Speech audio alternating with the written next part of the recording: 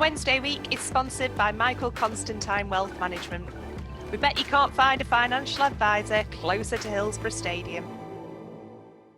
Okay, so it says we're live on Facebook. Good afternoon and welcome to the, good evening and welcome to the Wednesday week. It's another TWW Lockdown Live. My name's Dan Fudge, and with me we've got Victoria, Ben, Shill, we've got Simon Hill, and we've got Steve on. But as you can see right there at the bottom, ladies and gentlemen, please have a big warm welcome, round of applause for Mr. Craig Rocastle, one of the Kings of Cardiff himself. Craig, good evening and welcome to the Wednesday week. Are you well? I am cold but well. I noticed you've not picked up that American twang just yet. You still sound like you're from Lewisham. Yeah, sometimes if someone American speaks to me, you might hear it change a little bit. I tell you what, we had Chris Bart Williams on recently, and he's out in the States, and there was a point where I don't know what that accent was, but it definitely wasn't the one he was born with. You know what I mean? Hey, mind you, I get that when I go up north. I live in the south now, and when I go up, I always get told that my accent's different. So, yeah. As we said offline, you're currently in Kansas City. I assume Super Bowl fever hit on at the weekend. My commiserations to your current town. Yeah, the Chiefs. Yeah, didn't work out, but we'll be all right. We'll be back. I was going to say, I must admit, it didn't get helped out by the O-line, but I can absolutely talk about this all day. But listen, Craig, thank you so much for joining us this evening. Now, normally in these situations, Ben's done his own work, so we're going to cut straight to him to talk about some of your career pre-Owls. Okay. Yeah. So I've picked up on my research. You started off at QPR. But then dropped out of that into the non-league. So I was just going to ask you, really, seeing as you come through the non-league route, we've had Guy Whittingham on in the last couple of weeks that also went that way. What are your views on, the academy side to the non-league route, with you've seen both? Funny story about QPR is I wasn't technically signed. Right. I was still at non-league on the longest trial in history at QPR. So they were in administration some way or somehow didn't sign me, but I still stayed anyway. So I'm happy to see it pump up on my Wikipedia that I was actually a QPR youth.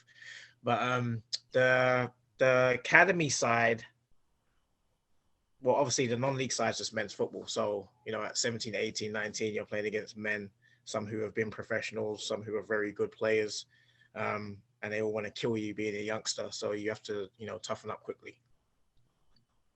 Did you find that when you were playing men's football and you having the surname that you did, and did you feel that they want to kick you a bit harder? No, it was just more of a prideful, like, I'm not going to let this young kid embarrass me more than anything else. Like, they just was not going to let any youngster kind of have their way with them. So they really tried to intimidate you from the get-go. I remember when I played against a guy called Dave Clark. I mean, he looked me in my eyes like he was going to eat me for lunch, like he just wanted to kill me. And then we ended up being teammates. So it was nice to actually have him on my side. That's not too shabby to have something like that in your background. But I know what you mean. Like, playing Sunday League as long as I did, I always used to want, there'd be some upstart 18-year-old turn out with his pink boots on. He's getting kicked. He's getting, that's what's going to happen. Steve, I'll come to you next, sir. Yeah, I mean, with the greatest respect, it's been. You look at your record in terms of the teams that you played for. You played for quite a few before you got to Sheffield Wednesday. What was the sort of the journey into the sort of the professional game? Obviously you've gone from non-league getting into to sort of a pro club. Could you sort of describe that for us? Yeah, I mean, I signed for Chelsea, and how that came about was kind of bizarre because I actually went to Coventry, and their last game. Just get lost.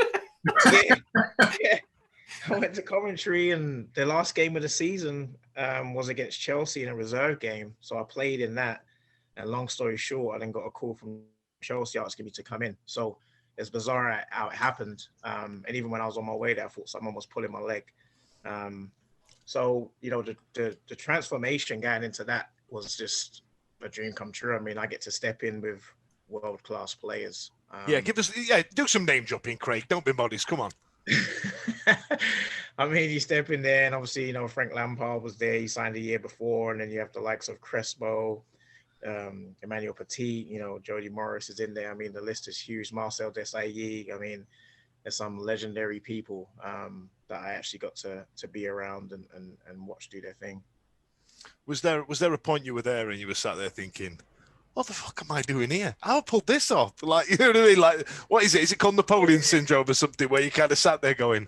It was just weird because I had to come off in the commentary game because I got hurt, and my friends and I played loads of pranks on each other. So when the phone call came in, I thought someone was really pulling my leg. So even though I'm driving to the training ground, I'm like, why am I still driving here? And I'm going to get there and people, they're going to be like, who? You know, what do you need? But it was ironic when I got there, they were waiting for me as I turned into the park. And, you know, Stuart Banner, Mick McGivern, the reserve coach, Gwen Williams, and Mick McGivern kind of says to me, you know, like, what were you doing in a shithole like Coventry? He says. And I kind of looked at him and was like, you have no idea where I've come from. So Coventry was really plush to me. So, you know, how they welcomed me was just, it was just brilliant, man. It was just insane. Yeah, the welcoming was insane. You see, you say about going into Chelsea. I mean, you would have seen at that point, going in about 2003, is it, that, you know, Mourinho's coming in around that time. I know he had, you know, a few loan moves as most Chelsea youngsters do even now. But how much of, you know, you've mentioned some of the big hitters, but how much of Mourinho did you see? A lot. I mean, so I signed under Ranieri, and just as the takeover happened, and then the second year was when Jose came in. So it was night and day for me. I mean, Ranieri was obviously Italian and Italian speaking. I mean, he used to say practice training sessions in Italian, and I'm standing there like, what we doing?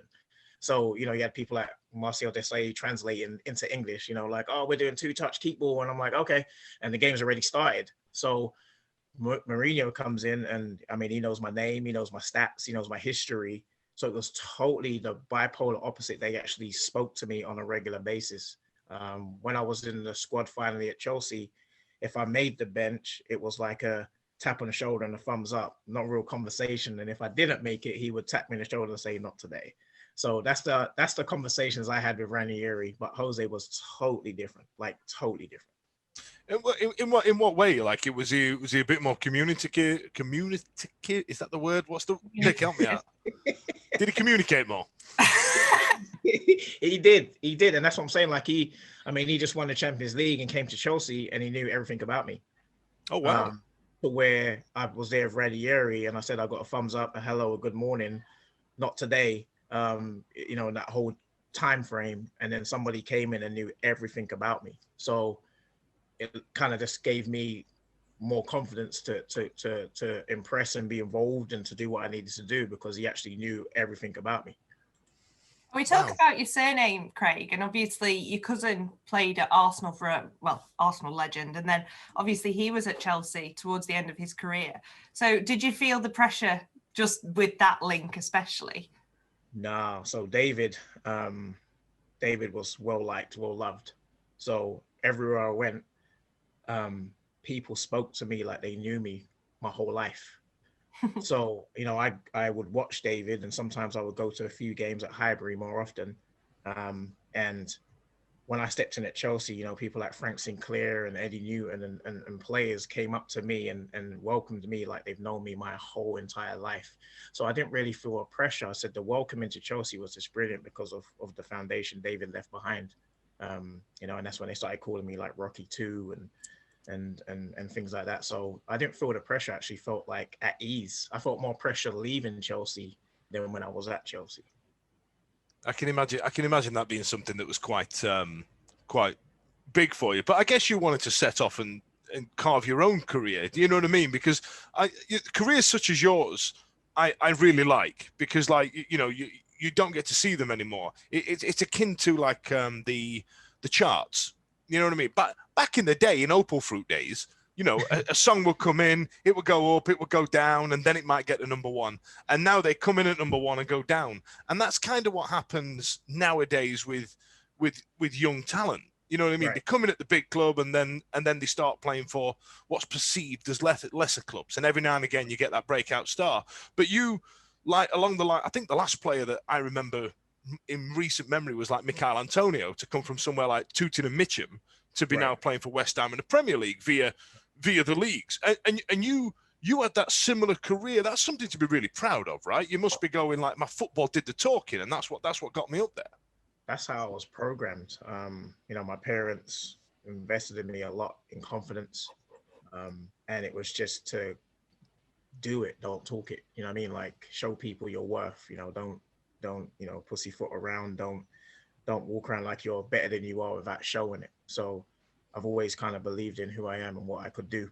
And when I got to sign for Chelsea, I actually had to play in an exhibition game with again some more names like Mark Hughes, and I looked around the dressing room and I was like, I'm with Mark Hughes and so many Chelsea legends, and I've got to go and play this game to get this deal done. But I said, because of my foundation at home, I mean, it was something that I wanted to do, and I was ready to go do it. Wow. Sorry, Vic, go on, carry on. I thought I cut you off there. No, you didn't at all. No, I was just listening. Okay, so let's talk about the first loan moves then. So you're now at Chelsea. You're surrounded by these megastars, and you're at a club where this influx of money has become a huge part of the game, and it was Chelsea's turn, and Ken Bates has gone, and Roman's in, and Ranieri's there, and so you thought, you know, this is a bit of me. This is where I want to be. I want to be rubbing shoulders with Frank Lampard. I want to be doing his dirty work so he can smash those 40-yarders in. You know what I mean, right? Yeah. And so when it came to going on loan to places, where was it? I want to say Barnsley, Yeah. Lincoln. I think you went to Scotland as well, or somewhere like that.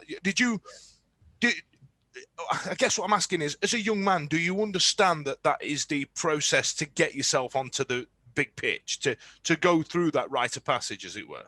Nah, I didn't. I was like trying to crack this system. I was like, I'm going to play. I mean, who cares if I've got Lampard, Petit, and Makelele, and Scott Parker, and everybody else in front of me? Like, I'm going to crack this system. That's a hell of a cue, that one, Crocky. So it's like, you know, Scott Parker's got Player of the Year before he came too. So it's kind of like, you know, how do you crack this system? But going on loan, it was exciting for me because I finally got to, like I say to people again, you know, even though I did at Chelsea, I got to have my name on the back of my shirt and actually be on the team sheet. So it was a learning curve for me though, because I didn't really look into who Barnsley was in terms of their form or what was happening. So when I went there, that's when I felt the pressure. Because you go in there to try and help save the day or to help make things better. Yeah, you're the big time Charlie at this point now, aren't you? You're the bloody big balls. Yeah, I went there naive thinking I just want to play football. So, you know, the first couple of games, it was great. And then we played Grimsby, and my mate Isaiah Rankin went on loan from Barnsley to Grimsby, and they ended up letting him play, and he ran us ragged, and we got slaughtered like 5-1 or something like that. And that's when I felt the pressure of like fans and comments, and, you know, it came straight for me, obviously, because I'm one of the Chelsea boys and I'm from South and it's up north. And that's when I first understood, like, you know, you got to do better. You know, you got to make sure you're prepared to do better. And when I went to Hibs, that's when it made me more of a player. I mean, that's you know, we've not even got to Sheffield Wednesday yet, and you're already talking about what a nightmare the fans are. Fucking hell. Right. So I just want to briefly touch on. We'll go to Vic on Facebook just after this one. So Hibernian is an interesting one for me because you played under Tony Mowbray, right? Yeah. Is that right? So Tony is what you refer to as an old school manager. You know, he's not going to be the type of guy to subscribe to that, you know, first team coach moniker and stuff like that. So this is a guy who's no bullshit. And you're in a league that is a lot more physical is the correct term. You know what I mean? Right. So there must have been a point where you're sat there at this club getting kicked, and you're the posh Southern Chelsea posh boy, you know what I mean? And you're getting screamed at by Tony Mowbray, who looks like a cartoon character. You like you must have thought, what did I do to deserve this? Well, the funny thing is, back then, I think it's weird, you know, when coaches do something and they're confident. He was so confident. So he went into Hibs and he literally drew in every young player he could possibly get. So you had, you know, Derek from Arsenal, you had Murphy from Middlesbrough, and this lineup was full of youngsters from clubs. I think the oldest two players we had was Gary Caldwell and Stephen Glass. Wow. So he was actually the silent mastermind, and then Venus was the middle finger, I'm going to bite your head off and kick you in training type of character. So it was kind of like good cop, bad cop. And between the pair of them, I mean, they just made me the player that I became, because they set challenges, they set words in my head. They just programmed me to go out onto the pitch and show my worth, like at the first team level. Because I remember I came off the pitch and I never gave a ball away, and Venus said, yeah, it was a good game, but good players try things, Craig.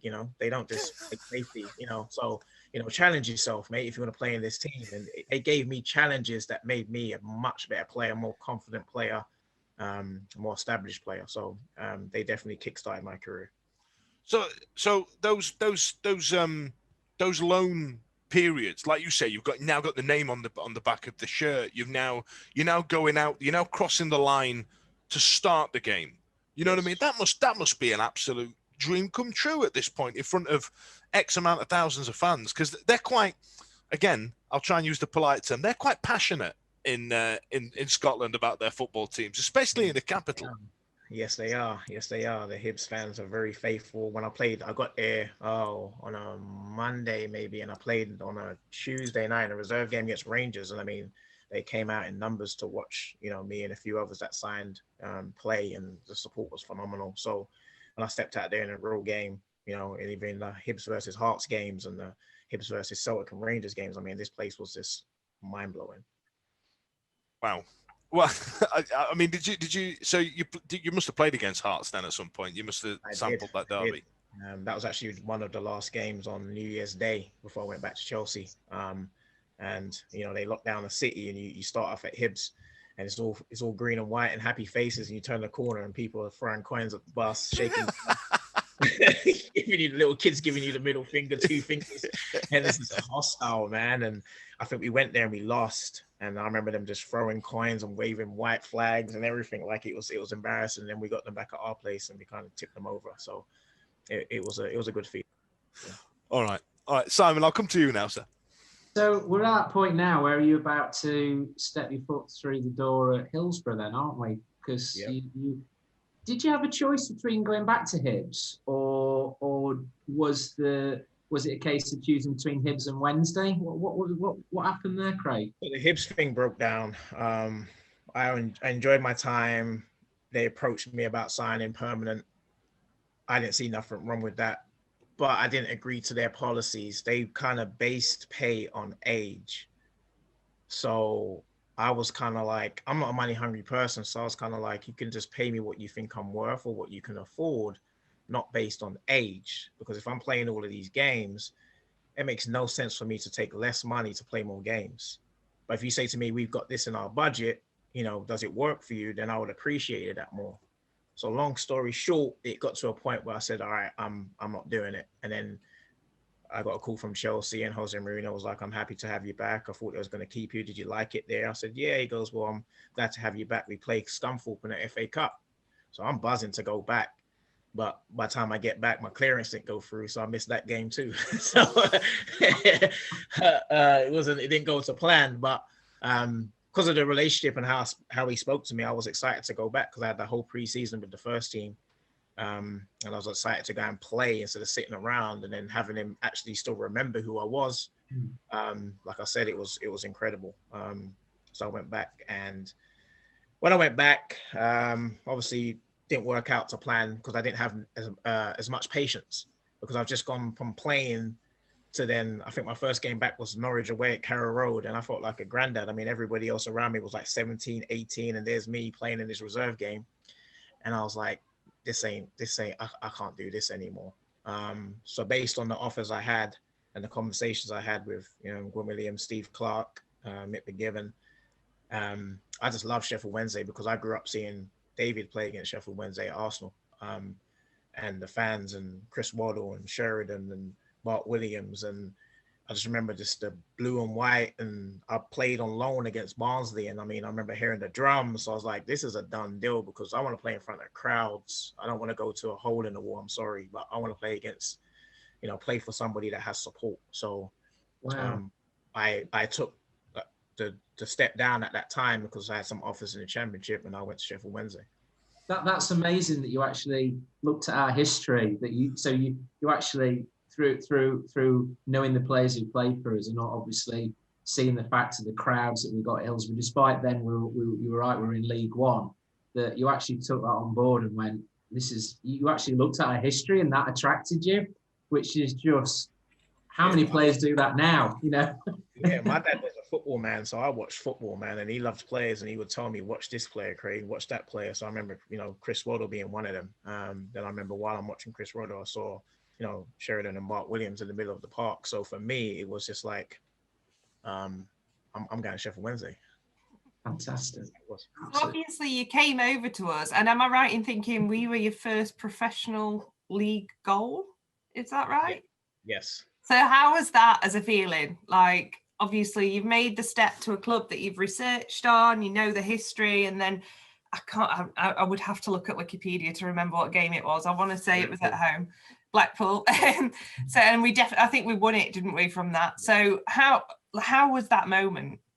It was great. I mean, I remember everyone scoring. I'm like, I need to score. Like, my God, like I want to hear some of that. And it just worked for me. I made the third man run after I passed it, and it came through, and the guy dropped off me, and I said, that's a bad mistake. And he kept on dropping off, and I got closer and closer, and I said, there you go. And I just remember the feeling. But if I remember right, we went down again and then came back and won. So I was like, wow, why do I need to score when we lose? But then we ended up coming back and winning. And I mean, it was a great experience to get that. Great experience. So I'll tell you what. Sorry, Vic, go on. No, it's all right. You shut up a minute. Not the Down Fudge Show. We're talking to Craig Rocastle. So obviously, Craig, I think it's fair to say that your career at Sheffield Wednesday just plodded along fine. It was, you made your impact, did whatever. But then there was one particular game, and I think it's always going to be building up to this, where you absolutely ran rings around everyone at Cardiff. Like, it was unbelievable. That performance by you was by far, I want to say, the best on the day, but definitely the best of your Sheffield Wednesday career. We've got to come to it. That day in Cardiff, it's May, it's hot, everyone's in blue and white for obvious reasons, because both teams are in blue and white. How was that? As we've just talked about, you've come through from non-league, you've floated around, you've had a few like flirty loans, then you're at Cardiff in front of 60,000 people, and all of a sudden this Craig Rocastle that we'd seen glimpses of and whatever else just suddenly had the best game that I think all of us can say we've ever seen you play. It's just, like I say, when you're playing, so when you're on the outside looking in, you want to play in those big moments. Stepping out there, or trying to even get into the ground through the Sheffield Wednesday crowd was just insane. So we finally get in, and then we step out for warm-ups. And I mean, even though you're saying blue and white, both teams, but which blue and white you can see. I mean, we were there in numbers. I remember looking from left to right, and I just, we're in numbers. And it's just a feeling like this is why you make it. This is what you want to do. If you don't, then you're in the wrong business. And I just turned around to Lee Bullen, who's one of the best captains I've ever had. And I said to him, we got to win today. It's just a no-brainer. And everyone was just channeled in to do that. So yeah, I was just ready to go. The whistle went, and then it was game time. Amazing. Can I just go a little bit before the game, before we kicked off? Because I dug this out. Kings of Cardiff book. Yeah. And there's a photograph in here, Craig. I don't know if you remember that being taken, or the fact that you were it looked like you're enjoying yourself, but it might be a little bit cold in that canoe in Rother Valley. So I remember it being in the Sheffield Star, and it showed that you'd taken you to Rother Valley, because Wednesday are like that. We spend loads of money. It's like let's motivate them. Where should we take all them? expenses paid at Let's all expenses paid bus. Did you get like the 52 or whatever it is that runs past from number 8 from Hillsborough down to Crystal Peaks, and then a quick walk over? I think Darren Starr, you made us run over there, I think. I must admit, that is one of those memories. I think as Sheffield Wednesday fans, we've all got particular memories before games, or just of players signing. Like when we signed to Canio and Carboni, there was this whole incident of them eating a frozen pizza that hadn't been cooked, and so many there's so many random things that pop up. And I must admit, that was very odd just to see Like James Quinn, like launching himself into Rother Valley Pond was just. How did that come about? Quinny's like that. I mean, this squad that we had was full of personality. So you had James Quinn, you had Lee Peacock, you had Proudlock, you had JP McGovern. I mean, McLean. This was full of personalities who just would turn any moment into something just crazy, insane, and fun. So I think I was in the actual water because they keep on saying black people can't swim. I'm like, you're crazy. I swim like a seal. Like I've grown up swimming. My dad used to take me swimming when I was 6 years old. Like I can swim. So I think that's why I was in that. But yeah, Quinny jumped in. I mean, he's just insane. And Peacock, they just, I mean, the squad, the personalities in the squad was just second to none. It was. Whose idea was it to go to Rother Valley? That's a good question. I don't know, but I can imagine it was suggested in the tea room. I don't know if you guys remember the tea room. And I'm sure it just came through like, should we go now? Okay, let's go now. Because I don't remember it being planned. I just remember saying, all right, we're going over here. So I think after they had the tea and the biscuits in the tea room, we headed over there. And I said people started jumping in and having a whale of a time. But Starrick was a nervous wreck. So I think the players... he's like that. He's really nervous. If you remember the game, he's closing his eyes when McLean was taking the penalty. Like he hasn't got the stomach for it. So the players kind of took the pressure off by being just crazy lunatics. There's some great photos in there. You all just taking it away. I know. JP McGovern was leading that as well as Lee Peacock and James Quinn. 110 million%. Well, while we're on about characters. We, of course, had Guy Branston on last week, and he mentioned, I'm guessing the laugh might be to do with it. He mentioned the Ibiza pre-season. Right. And he touched on a couple of stories, but can you give us any more? What happened in Ibiza? Because it sounds brilliant. I never knew about it because I were only 4 or 5, but it sounds amazing, this. I didn't go. I went there then. Yeah, he was the posh Southern kid. Yeah, I came into the change room and I was sitting next to Brano. So that's how him and I got acquainted. And I was like, of all the places to put me, why did you put me next to this guy? This guy is loud. Like, Craig, let me interject just with a second because there was a question brought up, and Matt, I'm sure, mentioned it again, and I'm going to bring it up again. Guy Branston's party trick is to shove as many pound coins up his nose. Correct. But did it? I feel like he was supplementing his wages with it by the sounds of the amount of times he did it on a night out. I'm telling you, he's insane. I can't even explain Guy Branston in words, but he's a lovely man. I really like him a lot. I tell you what was weird is he's a genuinely lovely, thoughtful guy. Like he was really measured. Lovely. Yeah. But you know he's insane. He is, but there's another side of him. Like, what are you doing? I mean, I come into the change room and as loud as it is, and I sit next to this guy and I can't remember what he said. And I was like, oh, why did you put me right here? And yeah, but when you get to know him, he's a brilliant, brilliant person.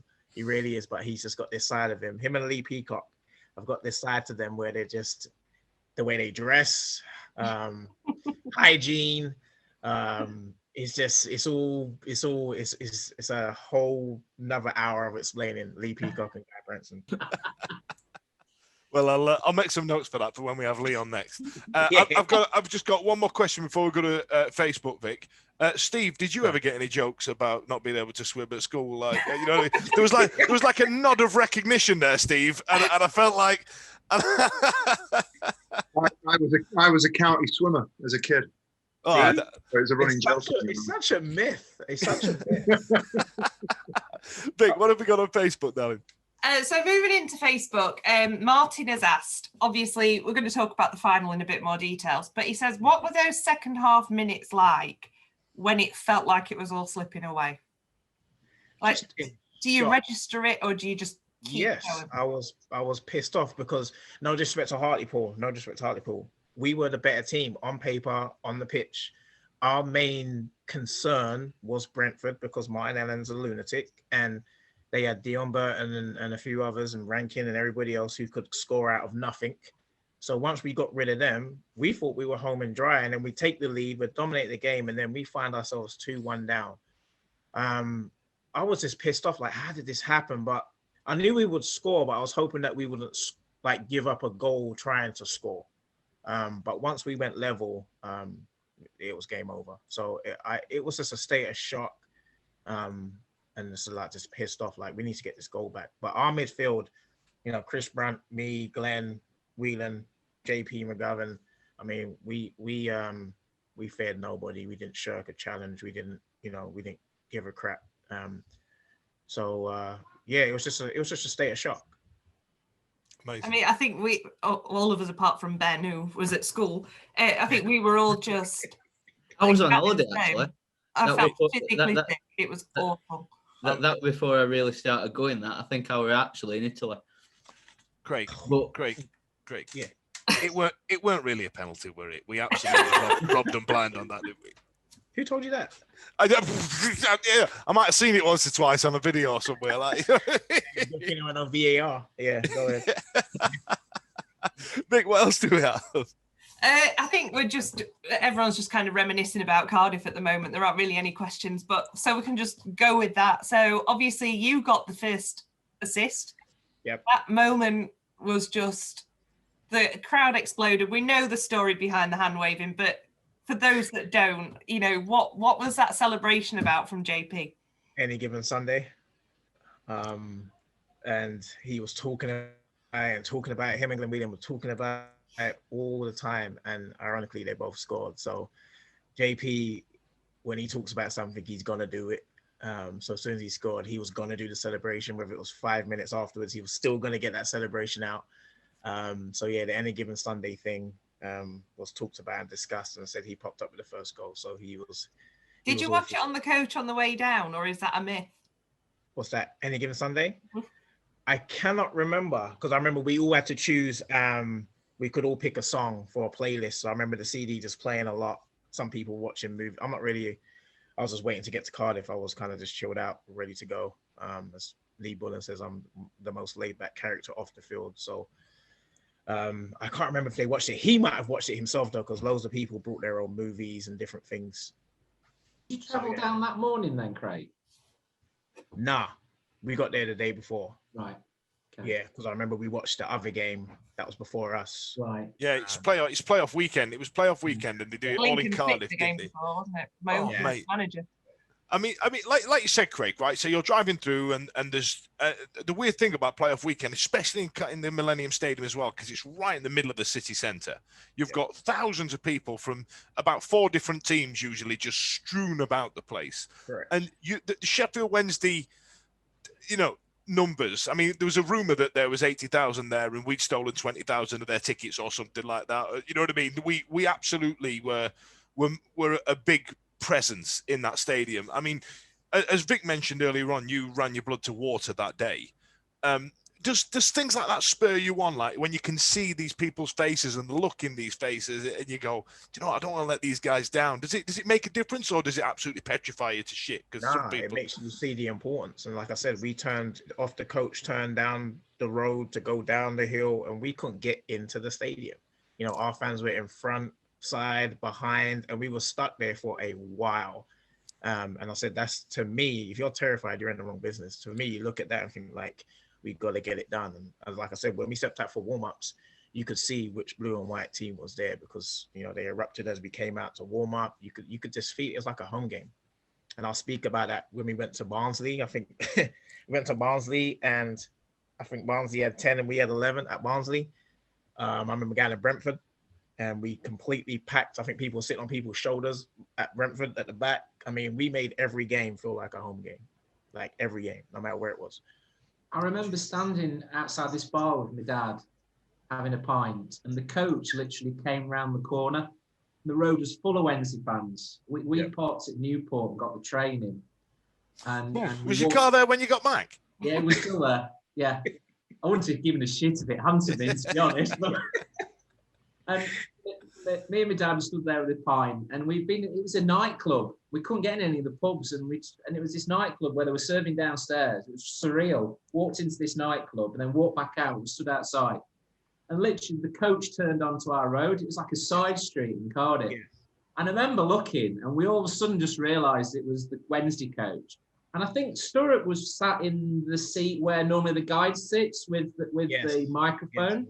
Yes. And I don't know what you'd seen before, but Sturrock's eyes were on Storks, and he was just like, yes, fuck. There's all the nervous wreck. I'm telling you, he was a nervous wreck. And, I read some of the articles, and it was like when you saw all the Wednesday fans there, that all the players just sort of stood and was looking through the windows. The coach is trying to work its way through. Correct. Yeah. To see people on people's shoulders, like it was like we really won the game before we even got into the stadium. You know what I mean? Like it was a celebration. And I said the only time I seen Sturrock confident was on the Terror Tuesdays when he came out of his whistle and he stopped clock and was like, all right, it's time to run, because that's what we did on a Tuesday. But outside of that game time, he was a nervous wreck. Can I just ask then, Craig? Obviously, we had a similar dalliance about 5 years ago now, where we went to Wembley, and I think it will have been a very, very similar sort of atmosphere outside the ground. For me, it felt like it anyway. The coach went through the crowd again across the bridge at Wembley, and they didn't turn up at all. Did you watch that game? Did you see any of that and think like, what the hell are they doing here? Like this is like Sheffield Wednesday. They're playing at Wembley. What's going on? Different mindset, honestly. Like at the time of the squad that was formed by previous managers and then incorporated with Sturrock, a lot of players wanted to climb, wanted to get back to the top, as a team or individually. So, it was just a different mentality. I even say that today. I think the mentality is totally different for an individual, because the market's totally different. Back in the day, it used to be more of a team success thing, teams climbing. Now it's individuals climbing. So yeah, it's disappointing to see, but hopefully there's a new batch of Kings either through promotion or playoffs. It'll be the same old story as yours, I'm afraid, as it's going. It'll be the League One to the Championship. But yeah, it was just interesting to think, because I think for us, we all kind of had that expectation because of the Cardiff game. We were all instantly back in 2005. The minute we found out we were going to Wembley, we were all instantly back there. And then we got there and got absolutely nothing. So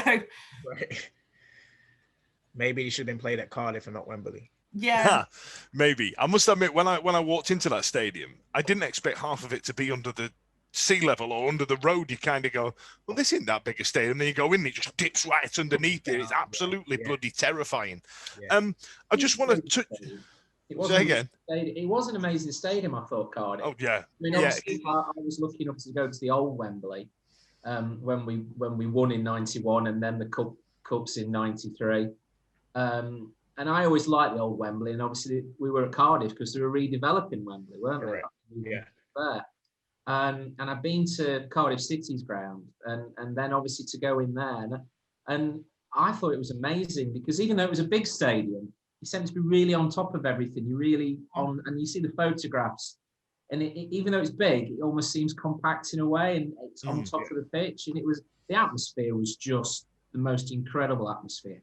Yeah. I mean, if you were standing in the middle of that pitch, Craig, when you walked out and saw the 40-odd thousand Wednesday fans, I know you'd said, is that anything you've experienced before or after, in the fact of you've obviously played in the States and stuff like that? Or isn't that an abiding memory that you'll take to the grave with you? Of course. I mean, the only thing that comes remotely close to that is when I came out here to play for KC and we played against Man United. So we went into the Chiefs Stadium to play this game, and we had like 57,000. Well, in the Arrowhead? In the Arrowhead, yeah. Isn't that like renowned as like the loudest stadium because it's something with the acoustics or something? It's like it goes all the way to the top, no backing, no. I don't know how people sit up there. I really don't. But yeah, we that place was packed. 56 or 57,000, and our usual attendance at that time before our stadium was anywhere between 8 and 10. So when we stepped out there to see that game, it was like, oh my God. And then we played Chivas Guadalajara, and that felt like an away game at our place. So yeah, they come close to mind, but I've never really played for a team, like I said, where they've made every away game feel like a home game. I mean, because that's how Wednesday travels. You know, every away game, our fans were the loudest. You could see them the most. You know, they used to even tease the opposition about their fan base. Another moment I really remember is when we beat Leeds at home. That atmosphere when we beat Leeds at home at Hillsborough in the Championship. So yeah, Wednesday to me is just one of those clubs, one of those teams, such history, and they're still loyal to the club even through the bad times. They still show up. They might moan, but they still show up. So.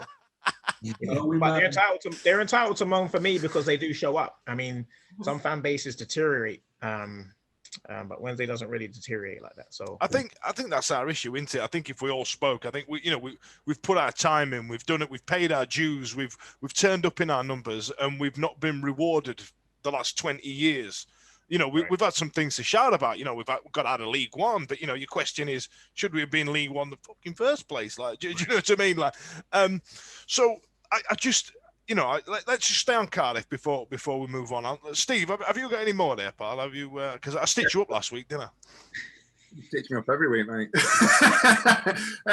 Yeah, we've won. Obviously, we got to the final with a massive sort of groundswell of support and what have you. And then obviously we get back. I went down on the train with my other half, and she doesn't come and watch football, but the sort of the experience, it sort of swept everybody up. We got on the train back to Sheffield, went out and had a drink. What was it like for you guys the evening? There's a famous McKee print, isn't there? Bullen sat in the sort of changing room with the trophy after the match. How was the night? How was the night? So I wish we took the train with you because we was driving back with probably 50,000 Sheffield Wednesday supporters.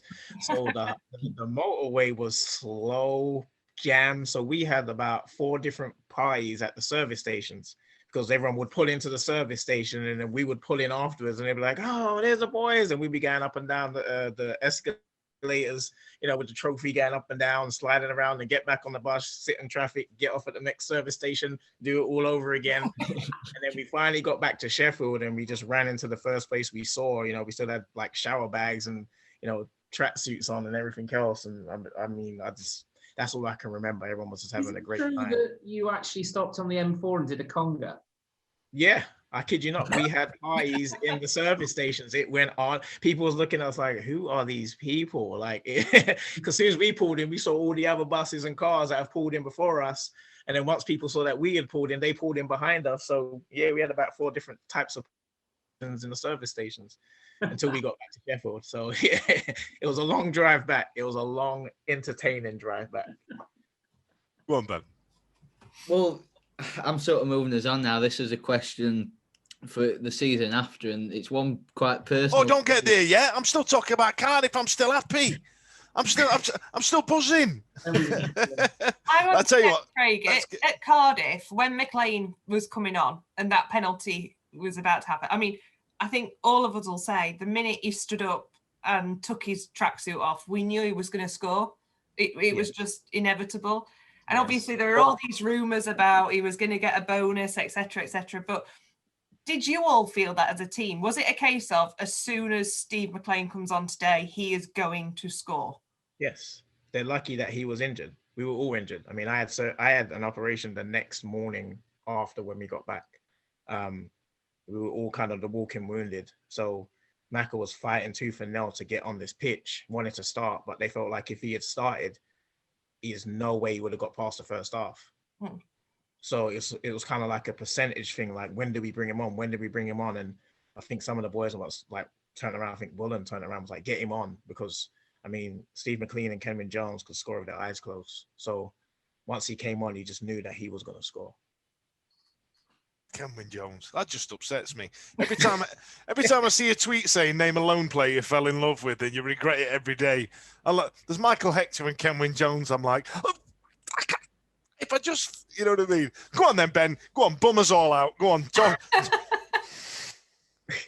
So for me, this was my first game the season after, and it was Brighton at home, and it became quite memorable because of, and you might remember this because you are on one or two of the pictures laughing at John Hills in mauled by the streaker. Oh, yeah. Do you remember that? Hillsy, yeah. I forgot about her. Yeah. Hilsey was a unique character. Again, nice guy, but it was like he never saw a woman before. He was like shocked, especially she was naked. I think he wanted to turn away, but felt under the pressure. I don't know, but that picture's class. That picture. Yeah, the picture you'll know what I'm on about. But she's all over John Hills, and you're just stood there, sort of like in the background, just absolutely laughing your head off at what. It was how nervous he's like he didn't know what to do, and he just stood there like, oh my god, I'm getting hugged by a woman, and she's naked. I don't know, but yeah, he's Hilsey's hilarious, man. Hilsey is again another silent, funny guy behind the scenes. Tell you what, his hover hand is that, you know what I mean? He's done really well there. Okay, so let's talk. That's a different conversation altogether. Like, you know what I mean? Yeah, you're an elite sportsman. We're not talking just yet. So let's just talk about after Cardiff. Now, we spoke to Matt Hamshaw and the Banter King himself, as everybody else has seemed to refer to him as. I thought he was a nice geezer, like, you know what I mean? But he mentioned about following that day at Cardiff. Now, unfortunately, I think he had an injury on the day and didn't play. And I remember him being gutted about it. And we went through all that. But that didn't stick in his craw as much as, like, literally, it was like the day after Cardiff, we all of a sudden started letting people go. You know what I mean? We were literally culling through the entire team, and Matt was unfortunately one of them. You know what I mean? One of the guys that went. Did you feel that the heart of the Kings of Cardiff, to coin a phrase, was torn out of that team by Sturrock in order to try and get championship quality players? It weren't even just championship quality players. It was the players that Sturrock wanted. And obviously some of them had been in the championship, but like I said, Sturrock didn't really want to play like, and I know it's not a success story, but like Turner played. He was very direct. He was very percentage based. And he knew the type of players he wanted to, like Coughlan and Adams and O'Brien. And so the difference for me was just the personalities. When I stepped into the change room, like I said, you had Guy Branson, even though he ended up moving on, but nobody was scared to play in front of the Wednesday fans or for the club. And then you had players that came in and it was kind of like a holy shit moment. And then honestly, not in a bad way, but then you kind of take sides. So, the people that were there before kind of congregated a bit more. And then the new players kind of congregated a bit more. So the whole feel through the dressing room was just bad at the beginning. Then JP was also injured at that time with his back. And so it was like just a different field. And Chris Eagles came in on loan. And it was just all different. And then you had the two angry Irishmen that stuck together in Brunty and Whelan. And it was just, it was just different. And it definitely kind of it took the buzz out of what just happened. And Matty was, in my eyes anyway, like a legend at Hillsborough. Just had so many injuries. But I remember when he came back and he played, I mean, the place was excited to see him play again. And again, it's just his personality. It was just a personality thing. And then the new signings came in and they were just totally different. They were just totally nice people, but just totally different in their approach, totally different how they went about business. They were a lot more quieter, like Hilsey, O'Brien, Coughlan. They were quiet compared to the likes of Peacock and JP and McLean. And, it was just a different crop of people. I bet that's interesting to be the southern posh boy that's come from Chelsea to all of a sudden, Chris Eagles comes from Man U with his coiffured hair and his plucked eyebrows, and you're thinking, and you lot were taking the piss out of me, fam. Like, you know what I mean? That must have been a culture shock for him there. Like, you know what I mean? Simon, then you had Gabby from Villa that came in. Oh, yeah. Yeah. But you forget about these players, don't you? You mentioned the two Irish boys, Whelan and Brunty. Yeah. Obviously, they've gone on, probably out of that crop of players, they've gone on to be very successful Premiership players, at West Brom and at Stoke. I think we all saw it. I remember coming home from a match once and Sturrock was on the Radio Sheffield and he called Chris Bunt an enigma. And Brunty had that in him, didn't he? He looked so lazy with the untucked shirt and the shirt that was about 5 sizes too big for him. look cold, disinterested. Yeah, and then he'd strike a shot, and it'd be wow, that's amazing. Glenn Whelan always reminded me of, not because he was of his sort of Irish background, it always reminded me of Sheridan in a way. I always thought that Whelan was more a Sheridan sort of player. Yeah. Could you see that these two lads were going to go on and be what they became at their respective clubs, Stoke and West Brom, as probably legends, certainly at West Brom with Brunty? I would say not because of ability, because both of them are super talented. I could see it in Glenn, just on how he carried himself. Brunty had so much ability, but hated running. So him and Sturrock clashed because he hated running, and he hated running down the wing and not getting the ball. He just absolutely despised it. You could see everything in him. Because when we got promoted, Brunty sat down for a while and was coming off the bench based on the relationship status. But ability-wise, they both had it in abundance. But I could definitely see it in Glenn a lot earlier, more than Brunty, because Brunty needed a specific situation, someone to like him and someone to say, I like you, and him to blossom. Because him and Sturrock would clash worse than me and Sturrock. They would clash, especially when he came out with the Tuesday whistle. Brunty was like, I'm tired of this shit. I don't want to do this anymore. But yeah, I'm not surprised at all. Not surprised at all. No. Okay, it's quite sad in a way, because financially we was always going to have to sell those two players at that time, and it's so sad really that we didn't have the ability to keep hold of those players and build a team around them. But unfortunately we didn't have a pot to pee in at the time, and we had to cash in on them. But I have always followed Brunty and Whelan especially. I thought he was, to me, a bigger loss than Brunty. He's still going, is he? Is he at Fleetwood now? Yeah. Yeah. Brunt's at Bristol City. Yeah, I don't know if he's still there though, is he? I don't know. Yeah, it's just not. I don't think he's. You're making Craig feel really old. There, Craig. They're still playing, mate. Again, he's probably at Bristol with his hands in his sleeves, like pissed off that it's cold. Yeah, shirt untucked down here. I tell you what. So, can you talk to me about? And you referred to it earlier about Terror Tuesday. So it's something that Matty Amshaw's mentioned, and something that Lee Peacock's mentioned in the past about. He'd turn up with his whistle, and I remember Lee Peacock doing this impression. He'd turn up and have his whistle, and he'd stop watching. He'd go, I'm gonna pump you. And that's how he used to say it to you, apparently. Correct. And then if you didn't make, and Hamshaw said, if you didn't make a certain time, you were out the team. That's it. Yep.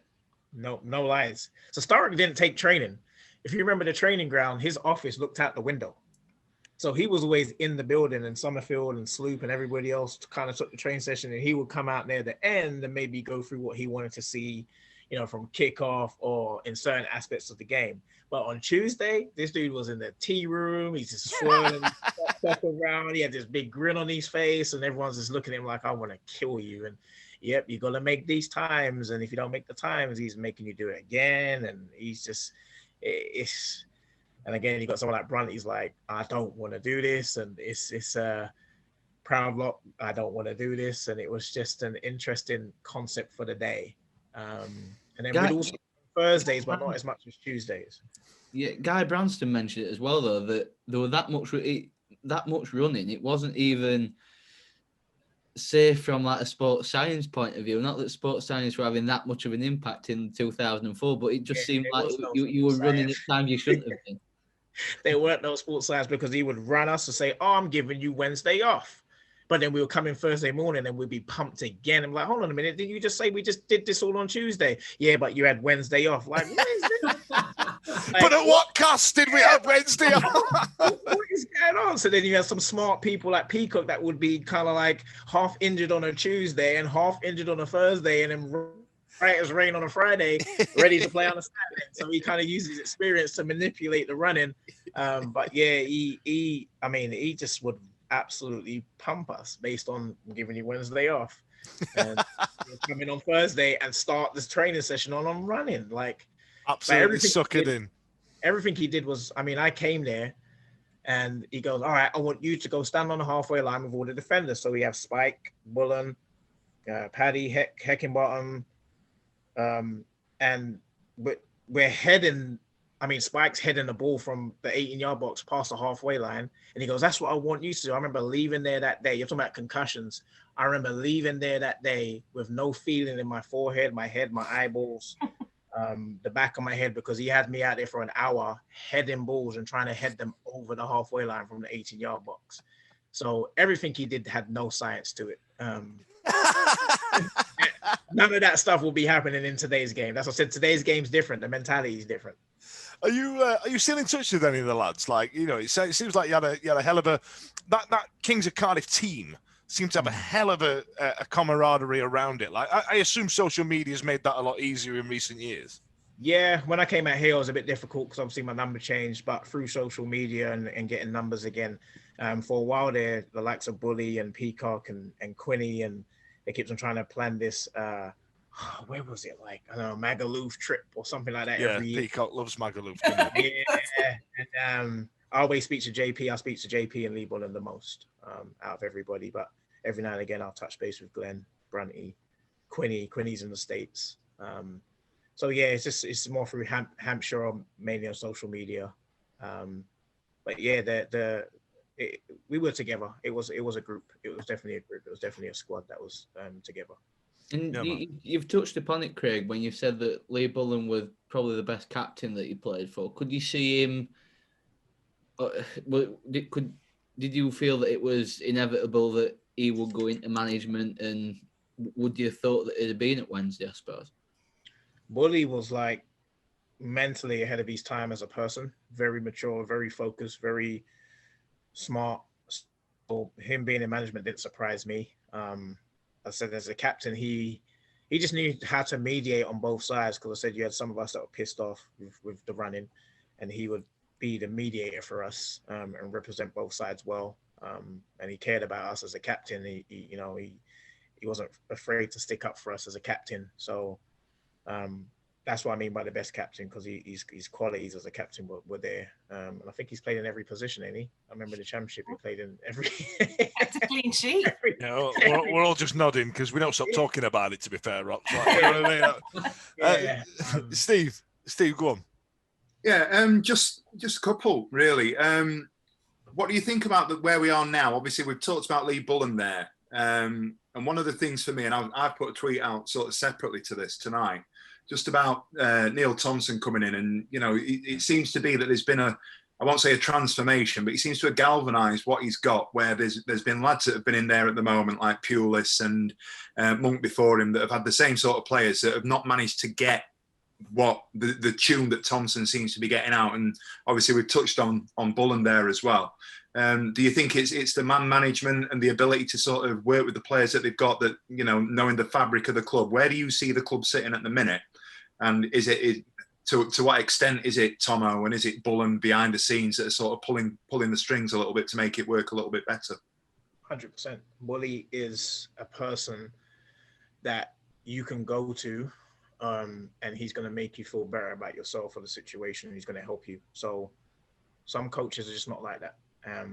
Like I said, I've experienced some of those coaches where they basically shit on you. They'll tell you one thing, do another thing, or say one thing, do another thing. So the element of trust, support, and confidence is massive in football.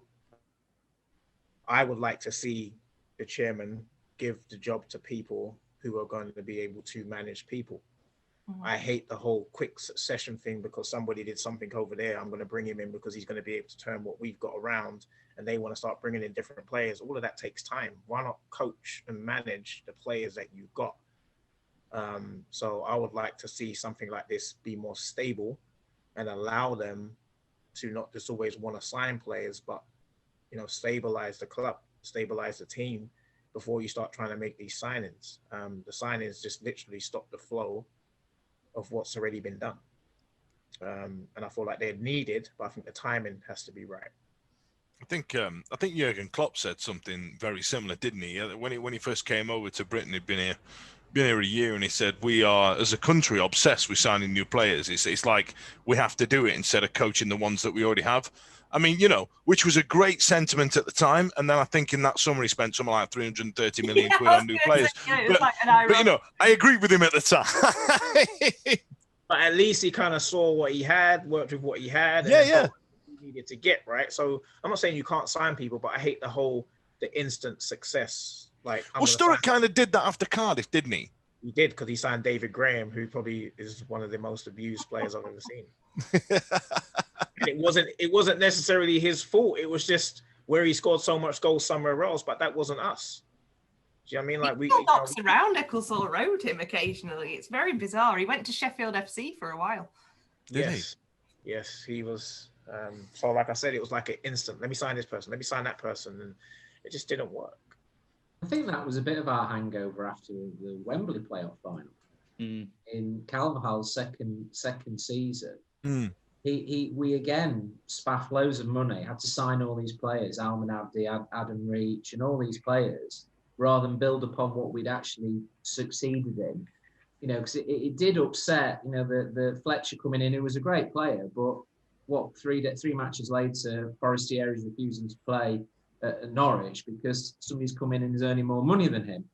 You know, that happened, didn't it? That really happened then. You know, it was, let's just buy all these additional players who you know, and throw in huge amounts of transfer and salaries at these players, which means we're in the situation we are now. Correct. I mean, when they sign Pulis and they're thinking Pulis is going to like turn it around like Sam Allardyce at West Brom, and to me, their days are numbered. I feel like you need to give it to somebody who understands the landscape and can stabilize the club rather than giving it to somebody who feels like they need to make 100 million changes. Because I said nowadays, not digging at the players, they're just different. They're just different. The way they act is different. The way they receive information is different. I mean, before then, did you hear about anybody not refusing to play because of money? You know what I mean? So it's just a different time. So you have to be really careful. When I said Bully as a whole, he's that person to where he can communicate with you. You can trust him. What he says is what he says, and what he's going to do is what he's going to do, and how he helps people is like I said, one of the best captains I played with. I love that. Somebody's echoed those sentiments on Facebook as well. John Wakefield said, "Yes, Rocastle, speaking sense." I love that. I love that. Right, Vic, you've got the next one, haven't you? Also mention the sponsor. Oh, I'll put it in. He knows. It's all right. It's on links. Thanks, Michael Constantine's Wealth Management. Craig, I just wanted to obviously touch on what I'd imagine was probably the second highlight of your career after playing for Sheffield Wednesday, was representing Granada.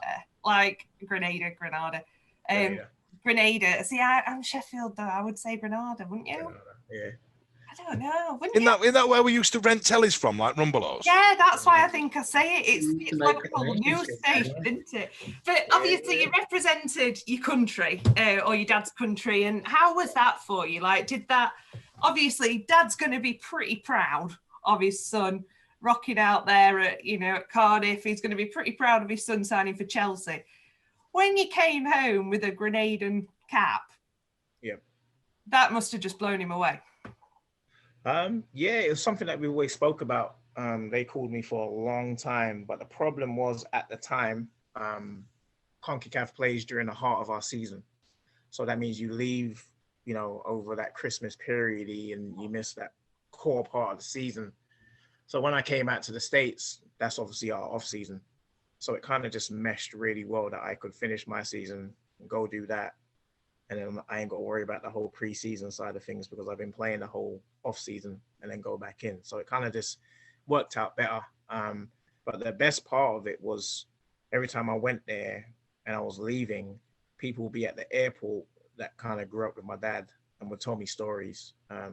And I'd go home and tell him, I just saw your childhood friend and he told me about this day and that day. So that was the best part of it. Did that help you feel a bit more connected to it? Because obviously you tend to imagine when you're going to play for your country, when you're going to play for like your heritage, it's somewhere that you will have grown up your entire life if you want England caps or whatever. But obviously you were born in England. Your parents are Jamaican and Grenadian. So how was that then to try and form that connection, that sort of pride and connection of playing for your country that you actually weren't born in, if that makes sense? It's the president. So the president, Cheney Joseph, used to call quite frequently. And he would say things like to boost ego and confidence, he'd be like, the whole country's calling your name. So it was weird.